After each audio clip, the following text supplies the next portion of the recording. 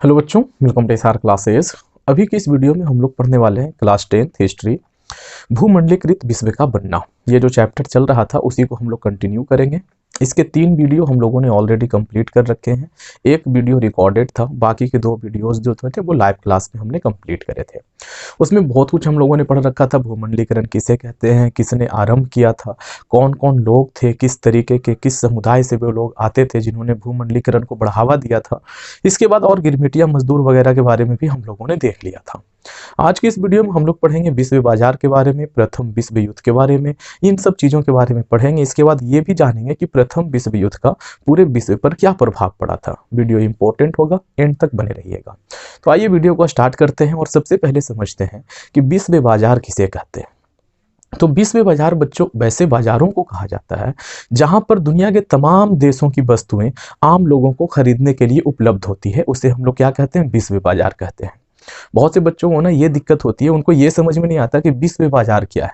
हमने ये सुना था कि मंगल बाजार है ना, या तो एतवारी बाजार, ये सारे बाजार तो उन्होंने सुन रखा है। विश्व बाजार कहाँ पे है भाई, कहाँ पे लगता है, कौन से देश में है? तो बच्चों मैं आपको बता दूं, विश्व बाजार हर एक देश में है। जैसे कि अपना मुंबई है ना, तो मुंबई भी एक प्रकार का विश्व बाजार है, क्योंकि वहां पे दुनिया के तमाम देशों की वस्तुएं उपलब्ध है। आप जाइए, पैसा दीजिए, खरीद लीजिए।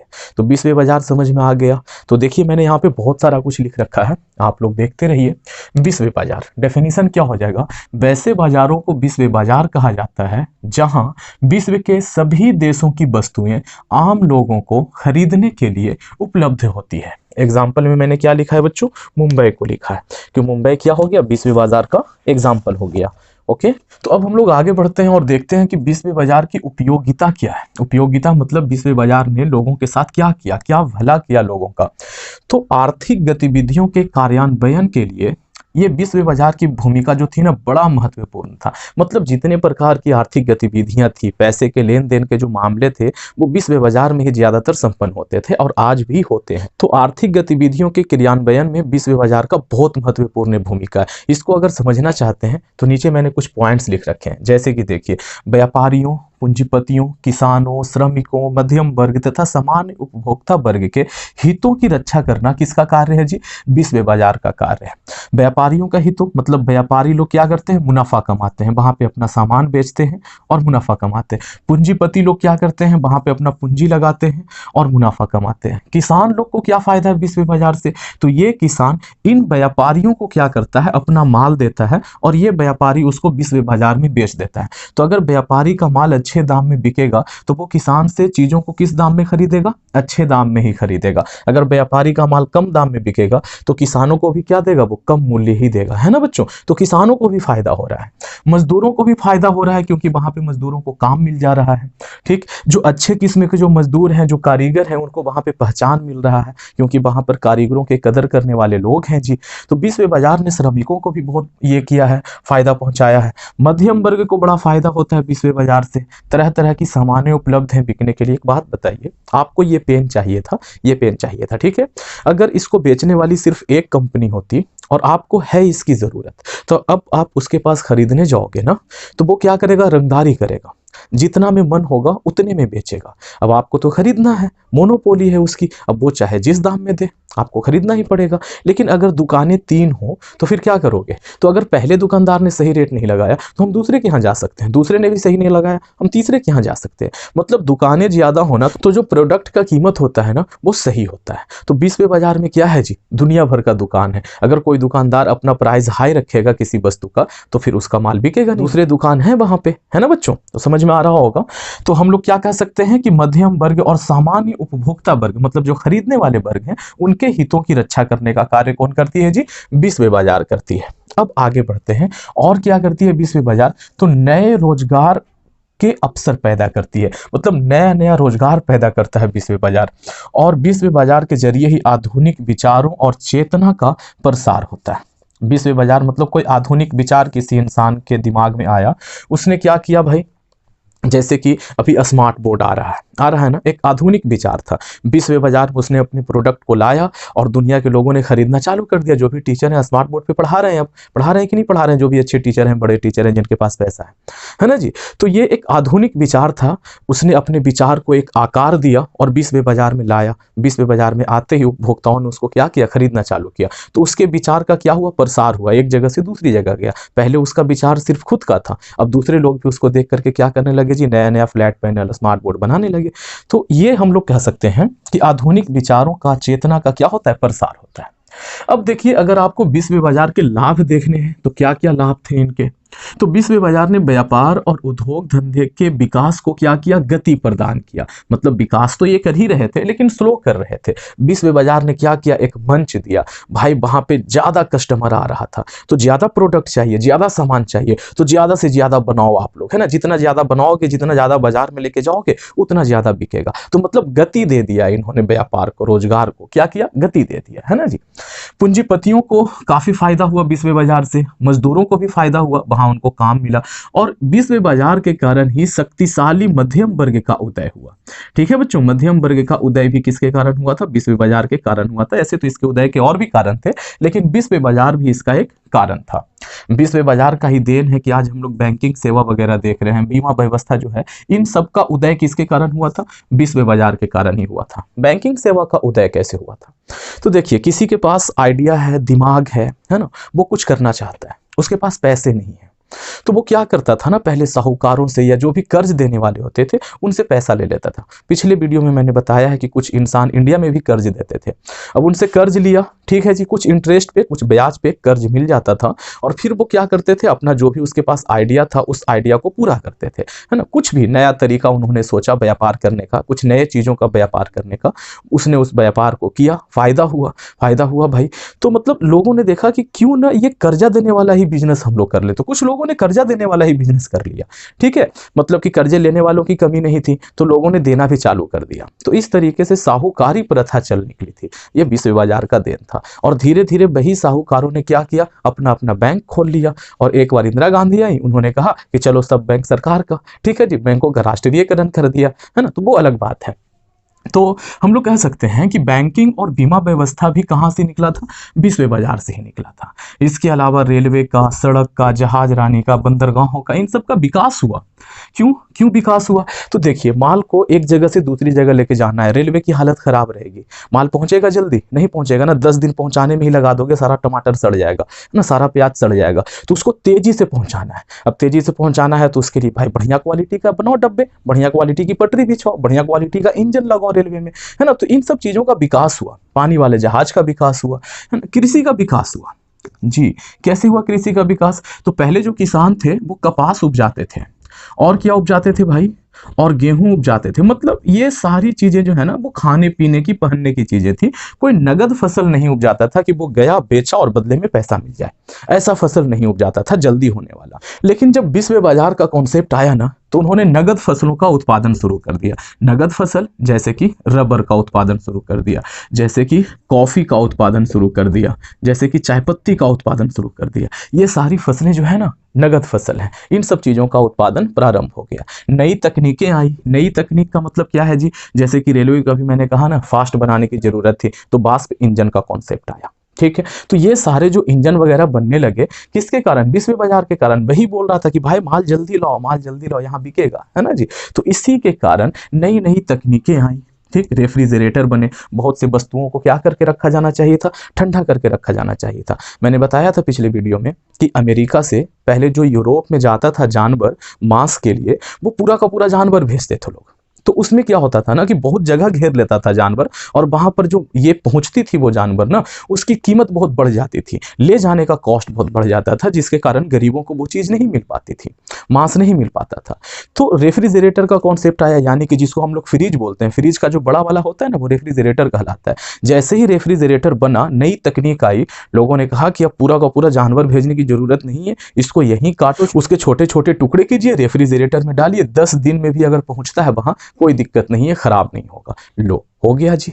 तो नई नई तकनीकें आई, है ना, ये विश्व बाजार का ही देन था। इसके अलावा शहरीकरण हुआ और थोड़ी बहुत जनसंख्या वृद्धि भी हुई, तो जनसंख्या तो हमेशा बढ़ती ही रहती है, अगर विश्व बाजार नहीं भी होता तब भी जनसंख्या को बढ़ना ही था। ठीक है बच्चों, लेकिन इतना सब कुछ होने के बाद विश्व बाजार ने दुनिया को इतना सब कुछ दिया, लेकिन उसके भी कुछ बुराइयां थी। कहते हैं ना, हर एक अच्छाई के पीछे थोड़ी बहुत बुराई तो होती ही है। विश्व बाजार की भी कुछ खामियां थी, कुछ हानियां थी। अब हम लोग थोड़े से हानियों के बारे में जान लेते हैं जी।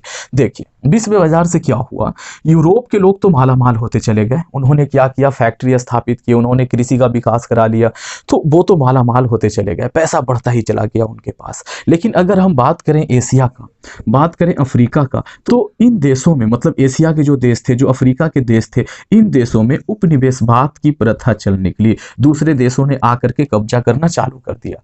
क्यों भाई? क्योंकि उनको बाजार चाहिए था माल बेचने के लिए, तो उपनिवेशवाद चल निकला। उपनिवेशवाद के कारण इन देशों में रहने वाले जो लोग थे ना, उनका बड़ा शोषण हुआ, बड़ा जुल्म हुआ उनके साथ। उनके सारे पैसे तकरीबन छीन के वो लोग लेके चले गए। इंडिया पहले बहुत अमीर हुआ करता था, ऐसा नहीं कि आज बहुत गरीब है, आज भी ठीक ठाक है, लेकिन पहले बहुत ज्यादा अमीर हुआ करता था। सोने की चिड़िया कहलाती थी इंडिया, लेकिन आज कम से कम सोने की चिड़िया नहीं कहलाती। तो ऐसा क्या हो गया? तो अंग्रेज आए, लूट कर चले गए, ये हो गया है ना बच्चों।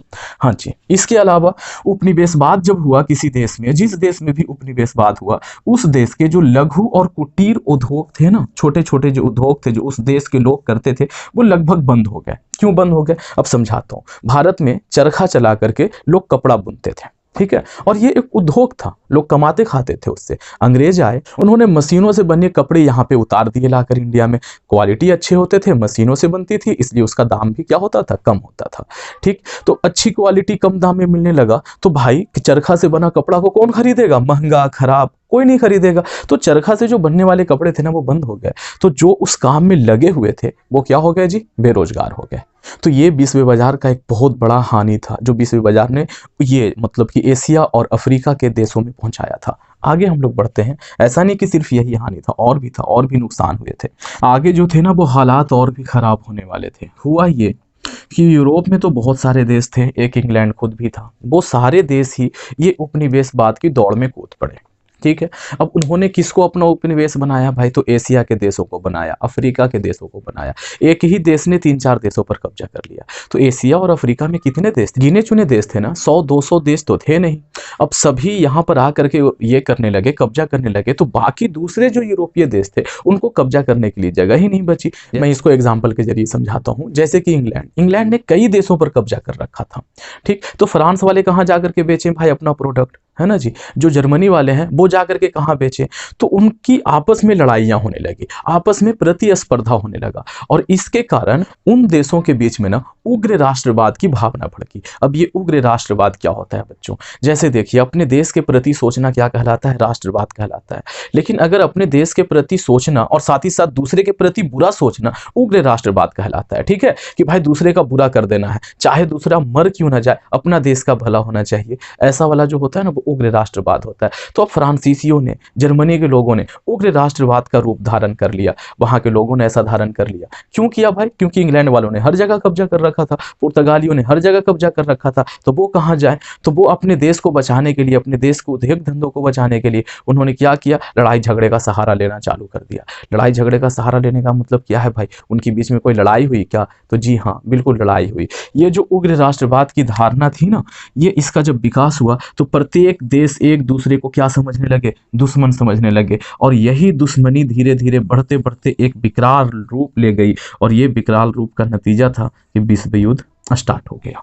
ठीक है बच्चों, तो इस तरीके से हम लोग कह सकते हैं कि ये जो अपना विश्व बाजार था ना, उसी ने क्या किया जी? ये विश्व युद्ध का ये कर दिया, नींव रख दिया। तो उम्मीद करता हूं कि आप लोगों को ये स्लाइड समझ में आया होगा। आप लोग इसका एक स्क्रीनशॉट ले लीजिए। हम लोग बढ़ते हैं अगले स्लाइड की ओर।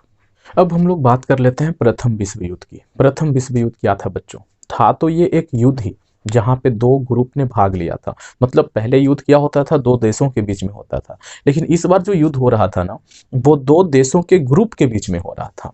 ठीक है, 1914 ईस्वी में लड़ी गई थी। इसे प्रथम विश्व युद्ध क्यों कहा गया, हम लोग बात करेंगे। बड़ा भीभत्स था ये, बहुत भयानक तौर पे लड़ा गया था, बड़े ही बड़े स्तर पे लड़ा गया था। इसकी भयानकता का अंदाजा हम लोग लगाने की कोशिश करेंगे कि कितने लोग मारे गए थे और प्रथम विश्व युद्ध का क्या प्रभाव पड़ा, उसके बाद की स्थिति क्या थी, आर्थिक स्थिति पे हम लोग बात करेंगे, क्योंकि हम लोग यहाँ पे आर्थिक स्थिति ही पढ़ रहे हैं इस चैप्टर में। तो ये सब कुछ पे हम लोग अभी बात करने वाले हैं। तो आइए बढ़ते हैं आगे और देखते हैं। तो देखिए, प्रथम विश्व युद्ध 1914 ईस्वी में लड़ी गई थी। इस युद्ध में दो गुट ने भाग लिया था। पहले गुट को क्या कहते थे? मित्र राष्ट्र कहते थे, जिसमें ब्रिटेन, फ्रांस और रूस थे। दूसरे जो गुट थे ना, उसे क्या कहा गया? केंद्रीय शक्ति कहा गया, या तो धुरी राष्ट्र कहा गया, जिसमें जर्मनी, ऑस्ट्रिया हंगरी और तुर्की थी। ओके। अब ये जो युद्ध था वो 1914 ईस्वी से स्टार्ट होकर के 1918 ईस्वी तक चला। समाप्त नहीं हुआ था, लपटें थोड़ी थोड़ी बची हुई थी। समाप्त कब हुआ? 1919 ईस्वी में पूरी तरीके से ये समाप्त हो गया। पेरिस में एक शांति सम्मेलन हुआ था, उसी में। इस सम्मेलन में क्या हुआ था? जीतने वाले देशों ने हारने वाले देशों से क्या किया था? अलग अलग संधियां की थी। संधि का मतलब क्या होता है? जो देश जीत जाते थे ना, वो हारने वाले पे सारा इल्जाम थोप देते थे कि जितनी भी लड़ाइयां हुई, जितने भी नुकसान हुए, ये सब तुम्हारी वजह से हुए, अब तुम इसका जुर्माना दोगे। ठीक है, तो ये इसको हम लोग संधि का नाम देते हैं। जबकि क्या कह सकते हैं कि भाई जीतने वाले ने क्या किया? अपना भड़ास निकाला। हाँ, कि क्यों तुमने लड़ा मेरे से? लड़ने का दम तो था नहीं, फिर भी क्यों लड़े? ऐसा था, है ना। तो बहुत सारी संधियां हुई, तकरीबन 5 अलग अलग संधि हुई, जो कि अलग अलग देशों ने अलग अलग देशों के साथ किया। इसमें जो सबसे महत्वपूर्ण संधि था वो था वर्साई की संधि, जो कि जर्मनी के साथ हुई थी, और जर्मनी को एकदम पंगु बना दिया गया था इस संधि के जरिए। अब हम लोग बात करते हैं कि इस युद्ध को विश्व युद्ध क्यों कहा गया। तो इसके कारण थे। कारण ये थे कि ये ऐसा पहला युद्ध था जिसमें औद्योगिक रूप से संपन्न देश क्या कर रहे थे? भाग ले रहे थे। औद्योगिक रूप से संपन्न का क्या मतलब है? जहां मशीनों का आविष्कार हो गया था, जहां मशीनों से सामान बनने लगे थे, वैसे देश भाग ले रहे थे। ठीक है, और एक दो नहीं, 6 देश भाग ले रहे थे। ये पहला ऐसा युद्ध था, इसीलिए इसका विश्व युद्ध कहा जाना बनता है। ठीक है जी। अब आगे क्या क्या हुआ था भाई, मैंने यहां पर लिखा हुआ है कि औद्योगिक रूप से विकसित देश क्या कर रहे थे? भाग ले रहे थे। उन्होंने उद्योगों का इस्तेमाल कर करके बहुत से मारक हथियार जमा कर लिए थे। मारक हथियार मतलब जिनका मार काफी खतरनाक हुआ करता था, वैसे हथियार जमा कर लिए थे। इससे पहले या उससे और पहले थोड़ा सा चले जाए तो तलवारों से लड़ाइयां होती थी, तीर और कमानों से लड़ाइयां होती थी। उसके बाद छोटे मोटे हथियार बनने स्टार्ट हुए थे, लेकिन इस टाइम तक अच्छे अच्छे हथियार बना लिए थे औद्योगिकरण का इस्तेमाल करके लोगों ने। तो उसी को मैंने लिखा है कि मारक हथियार का मतलब इन लोगों ने एक जखीरा बना लिया था और उसका बेहिचक इस्तेमाल कर रहे थे अपने दूसरे देशों पर, या तो कह सकते हैं कि दुश्मन देशों पर। ये सारे देश जहां मौका मिला अपने दुश्मन को क्या किया? मार दिया, है ना। और बेहिचक मार रहे थे।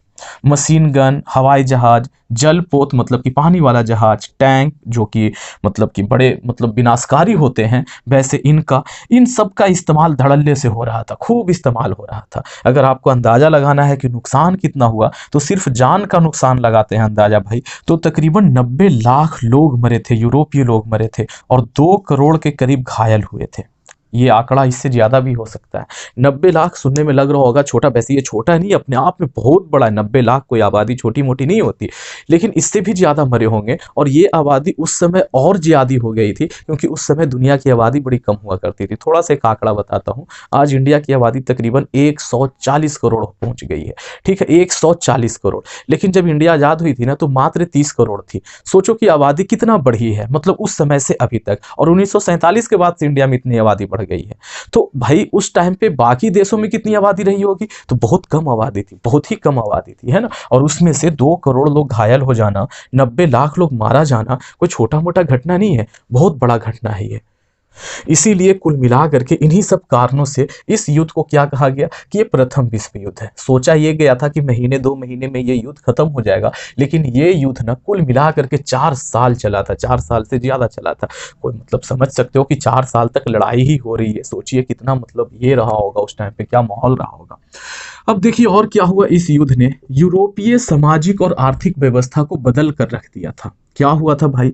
तो देखिए, युद्ध कौन लड़ता है जी? मर्द लोग लड़ रहे थे, जो जवान थे वो लड़ रहे थे। तो वो सारे चले गए लड़ने, और वहां बहुत से लोग क्या हो गए? मर गए। तो जब मर गए तो काम करने के योग्य जो लोग थे ना, उनमें कमी आ गई। मतलब काम करने वाले जो लोग थे, घरों में खेती में काम करते थे, फैक्ट्रीज में काम करते थे, वो सारे के सारे सेना बना करके भेज दिए गए सरहद पे कि जाओ जाकर के लड़ो। तो काम कौन करेगा? अब जब काम बंद हुआ तो उत्पादन थोड़ा सा क्या हो गया? कम गया। उत्पादन कम गया तो आमदनी कम गई। लीजिए जी, तो इसीलिए मैंने यहाँ पर लिखा है कि जब ये लोग भेज दिए गए बाहर, तो उनकी आय में कमी आ गई, उनके परिवार के आय में क्या आ गई? कमी आ गई। लेकिन वहां तो कमी आई, लेकिन एक काम ये सारे देश कर रहे थे, औद्योगिकरण को बढ़ावा दे रहे थे। अब आप लोग कहोगे कि सर ये फैक्ट्री क्यों लगा रहे थे? तो फैक्ट्री इसलिए नहीं लगा रहे थे कि कपड़ा बनाएंगे, इसलिए नहीं लगा रहे थे कि जूता बनाएंगे, बल्कि फैक्ट्री को बढ़ावा इसलिए दे रहे थे क्योंकि उन्हें हथियार बनाना था। नए नए हथियार बनेंगे तभी ना वहां दुश्मन देश को मारा जाएगा। तो भाई नए नए हथियारों को बनाने के लिए औद्योगिकरण को जोरदार रूप से बढ़ावा दे रहे थे। वहां पर काम करने के लिए लोग भी चाहिए, तो जो बचे खुचे लोग थे उनको इन फैक्ट्रियों में झोंक दिया जा रहा था। तो भाई देश में और भी तो काम होते हैं ना, ऑफिस है, दफ्तर है, और भी बहुत जगह है जहां पर काम करना है, वहां पर काम करने के लिए लोग बचे ही नहीं। तब क्या किया गया, महिलाओं को बुलाया गया कि भाई दफ्तरों में अब आप लोग काम कीजिए। तो पहली बार महिलाएं घर से बाहर निकली और उन्होंने दफ्तरों का रुख किया। महिलाएं घर की चारदीवारी से बाहर आ गई इसी युद्ध में। और क्या घटनाएं घटी बच्चों? तो अब हम लोग बात करते हैं यूरोपीय देशों के आपसी संबंधों के बारे में। तो उनके आपसी जो संबंध थे ना, एक देश का दूसरे देश से जो संबंध बना था, इतने दिनों से बना हुआ था प्यार मोहब्बत का, जैसा भी संबंध रहा हो, मतलब खट्टा मीठा जो भी रहा हो, वो एकदम ही बदतर हो गए, एकदम ही खराब हो गए। और बहुत से देश तो ऐसे हो गए ना कि एकदम भारी कर्ज में डूब गए, क्योंकि लड़ाई लड़ने के लिए पैसे की ज़रूरत होती है। अब पैसा किसी भी देश के पास लिमिटेड था, लगातार लड़ाई 4 साल तक चली, तो इसके लिए बहुत ज़्यादा पैसे की ज़रूरत थी, तो उन्होंने कर्ज लेना स्टार्ट कर दिया। कर्ज किससे लिया वो भी हम लोग बात करेंगे, ठीक है, लेकिन ये हो गया कि कर्ज में डूब गए। अब हम लोग बात करेंगे कि जब विश्व युद्ध समाप्त हुआ तब देशों की क्या स्थिति थी। जब मतलब कि सब लोग शांत हुए और उन्होंने गौर किया कि भाई इंग्लैंड की अब क्या स्थिति है, जर्मनी की क्या स्थिति है, देखा गया तो क्या रूप रंग था, वही हम लोग पढ़ेंगे। तो आर्थिक स्थिति तो एकदम ही बदतर हो गई थी। जो भी देश लड़ रहे थे ना, उनके पास पैसे की एकदम कमी हो गई थी, एकदम मतलब खास्ता हाल स्थिति थी। और सबसे बुरी हालत किसकी थी बच्चों? इंग्लैंड की थी। इंग्लैंड की हालत बहुत ही खराब थी, वो भारी कर्ज में डूब गया था। और इसने कर्ज कहाँ से ले रखा था बच्चों? अमेरिका से ले रखा था। अमेरिका युद्ध में भाग नहीं ले रहा था और इसके पास पैसे बहुत थे, तो इन्होंने क्या किया भाई, दूसरे देशों को कर्ज देना चालू कर दिया। और तभी से आज तक ये दूसरों को कर्ज देता है। कर्ज किस लिए देता है? दूसरे का काम निकल जाए इसलिए नहीं, अच्छा काम के लिए कर्ज नहीं देता, बुरे कामों के लिए कर्ज देता है कि भाई तुम लोग लड़ो मरो और फिर हम अपने कर्ज की अदायगी से, मतलब उसकी वसूली के लिए तुमसे कुछ मतलब मनमाना काम निकलवाएंगे। ठीक है, या तो कर्ज जब देता है तो ज्यादा पैसा मिलता है, सूद सहित वापस लेता है, इसलिए कर्ज देता है। तो मतलब अच्छे काम के लिए ये कर्ज वर्ज नहीं दे रहा था, लड़ाई झगड़े के लिए कर्ज दे रहा था। और तभी से ये सुपर पावर बनना स्टार्ट हो गया था। ठीक है, उसी टाइम से ये ध्यान दे रहा था, सब लोग लड़ रहे थे, मर रहे थे, ये अपना शक्ति बढ़ा रहा था, ताकत बढ़ा रहा था, लोगों को कर्ज दे रहा था, है ना जी, अपना पैसा बढ़ा रहा था। अब हम लोग आगे बात करते हैं कि जब इंग्लैंड वहां लड़ाई कर रहा था, विश्व युद्ध में लगा हुआ था, तब जो उसके उपनिवेश थे, उपनिवेश जो थे, जैसे कि इंडिया की बात कर लेते हैं, इंडिया में जो ये हुआ था, औद्योगिकरण हुआ था, उसके कारण बहुत से इंडिया के लोगों ने क्या कर लिया था, फैक्ट्री डाल लिया था। हम लोग जानते हैं जूट मिल खुल गया था, कपड़ा मिल खुल गया था। तो इंडिया में जो पहले अंग्रेजों का एकाधिकार था बाजारों पर कि भाई माल बिकेगा तो सिर्फ अंग्रेजों का बिकेगा, इसके अलावा किसी के पास माल ही नहीं है तो बेचेगा कहाँ से, ऐसा नहीं रह गया। अब इंडियन फैक्ट्री से भी माल निकलने लगे, क्योंकि ये लोग भी अब मशीन से माल बनाने लगे थे। ठीक है जी, तो अब अंग्रेजों का एकाधिकार समाप्त हो गया। पहले जितना मुनाफा कमाते थे उतना मुनाफा नहीं हो रहा था, यानी कि प्रतिस्पर्धा बढ़ गया, कंपटीशन बढ़ गया। वही मैंने लिखा है कि जहां पे इसका कब्जा था उपनिवेशों पर, वहां पे औद्योगिकरण हुआ और औद्योगिकरण के कारण और उपनिवेशों पर जो पकड़ था ना, वो क्या हो गया, कमजोर हो गया। क्यों भाई? और साथ ही साथ बाजारों पर एकाधिकार भी क्या हो गया, समाप्त हो गया। क्यों? मैंने अभी समझाया, क्योंकि यहाँ पर क्या हो गए थे, देसी लोगों ने अपने फैक्ट्री डाल लिए थे। जैसे कि इंडिया में हम लोग जानते हैं कि भाई मुंबई में, कोलकाता में बहुत जगह पे फैक्ट्री खुलनी स्टार्ट हो गई थी। साथ ही साथ एक घटना और हुआ था, जापान आ गया था। जापान में औद्योगिकरण बड़ा तेजी से हो रहा था और वो क्या कर रहा था, बड़ा अच्छा क्वालिटी का माल बनाता था। आज भी जापानीज माल सबसे अच्छा कहा जाता है। अगर कोई चीज़ खरीदने जा रहे हो, खास करके मतलब मशीनी चीज़ है वो, मतलब कि मशीन हो, उसमें कुछ भी चीज़, मोटर वगैरह हो या कोई भी चीज़ हो, अगर वो जापानीज कंपनी का है तो फिर पूछना नहीं है कि अच्छा है कि खराब है, एकदम आंख बंद करके लेके चले जाओ, क्वालिटी अच्छा मिलेगा। ठीक है, हाँ। तो और क्या हुआ, तो युद्ध के दौरान क्या हुआ था, मांग बढ़ गई थी चीज़ों की। मांग क्यों बढ़ गई थी भाई? जैसे कि बात करते हैं कि अमेरिका की बात कर लेते हैं, ऑस्ट्रेलिया की बात कर लेते हैं, या और देशों की बात कर लेते हैं जो लोग युद्ध में भाग नहीं ले रहे थे। तो इन देशों का माल जो था ना, उसका डिमांड बढ़ गया था। मतलब क्या, माल का डिमांड बढ़ जाना, मतलब जैसे गेहूं का डिमांड बढ़ गया था, कपास का डिमांड बढ़ गया था। क्यों बढ़ गया था डिमांड भाई? तो इंग्लैंड, या तो जर्मनी या जो फ्रांस जो लड़ रहे थे, उनके यहाँ उपजाने वाले सारे लोग तो लड़ाई में फंसे हुए थे। तो खाने वाले जो घर के लोग हैं वो तो खाएंगे ना भाई, या जो सैनिक है वो तो खाएगा ना, तो आएगा कहाँ से? तो ये दूसरे देशों से खरीदते थे। लेकिन जब युद्ध समाप्त हुआ तो भाई वो लोग घर जब वापस आए तो उन लोगों ने फिर से उपजाना चालू कर दिया। तो क्या हो गया कि वही मैंने यहाँ पर लिखा है कि युद्ध के दौरान चीजों की मांग बढ़ी थी, जब समाप्त हुई तो उन्हीं चीजों की मांग क्या हो गई? घट गई। तो दूसरे दूसरे देशों में बेरोजगारी आ गया।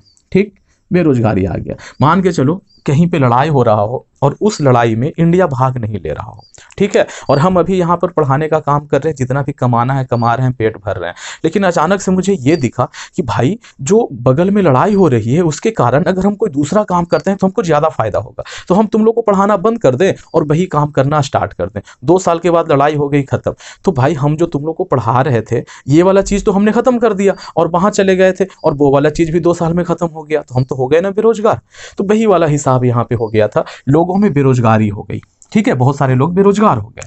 और क्या हो गया था जी? आर्थिक घाटे को, जो मतलब आर्थिक घाटा हुआ था, पैसे का इतना नुकसान हुआ था, उसको पूरा करने के लिए इंग्लैंड की सरकार ने क्या चाहा कि लोगों पर टैक्स लगा दे, कर लगा दे, कर लगाकर पूरा करना चाहा। इससे बेरोजगारी और बढ़ गई। और कहा यह जाता है कि 1921 ईस्वी में हालत ये हो गया था कि इंग्लैंड का हर 5वें में से एक मजदूर के पास काम नहीं था। 5 में से 1 मजदूर जो था वो क्या था? बेरोजगार था। ऐसा हालत हो गया था इंग्लैंड का। ठीक है, अब बात करते हैं कि किसानों पर भी कोई प्रभाव पड़ा था क्या? तो हाँ जी, बड़ा बुरा प्रभाव पड़ा था। अमेरिका पे, ऑस्ट्रेलिया के किसानों पे, इन सब पे प्रभाव पड़ा था। क्यों पड़ा था? अभी मैंने बताया कि अमेरिका कपास खूब उपजा रहा था, ऑस्ट्रेलिया भी वही काम कर रहा था, गेहूं उपजा रहा था। क्यों? क्योंकि ये सारा गेहूं इनका बिक जाता था। ठीक है, और बिक जाता था। क्यों बिक जाता था? क्योंकि ये लोग जो मतलब युद्ध में भाग ले रहे थे, वे लोग उपजा नहीं रहे थे, वे लोग तो लड़ रहे थे, तो उनके यहाँ ये सारा अपना माल ले जा करके बेच रहे थे। युद्ध समाप्त हुआ, वो लोग खुद से अपना उपजाना चालू कर दिए फिर से, तो इन लोगों का माल बिकना बंद हो गया। विश्व बाजार में गेहूं का भरमार हो गया। ठीक है, बहुत ज्यादा गेहूं आ गया, कोई खरीदने वाला ही नहीं है। अब खरीदने वाला ही नहीं है, जब चीजों का मतलब ये हो जाए, ढेर लग जाए, खरीदार ना रहे, तो उसका रेट क्या हो जाता है? गिर जाता है। जैसे ही रेट गिरा, किसानों की हालत खराब हो गई। लो, मतलब कि आर्थिक मंदी की शुरुआत वहीं से होनी स्टार्ट हो गई थी। तो उम्मीद करता हूँ आप लोगों को ये चीज़ भी अच्छी लगी होगी। इसका एक स्क्रीनशॉट ले लें और इस वीडियो को हम लोग यहीं पे रखते हैं, ज़्यादा बड़ा नहीं करते हैं। अगर आपको ये अच्छा लगा है तो इसे एक लाइक करें, दोस्तों में शेयर करना बिल्कुल ना भूलें, और अगर आप इसका नेक्स्ट पार्ट चाहते हो तो बिल्कुल शेयर करो बच्चों, और मुझे कमेंट करके बताओ कि हाँ सर नेक्स्ट पार्ट चाहिए। Thank you, thanks for watching. बने रहिए SR क्लास के साथ।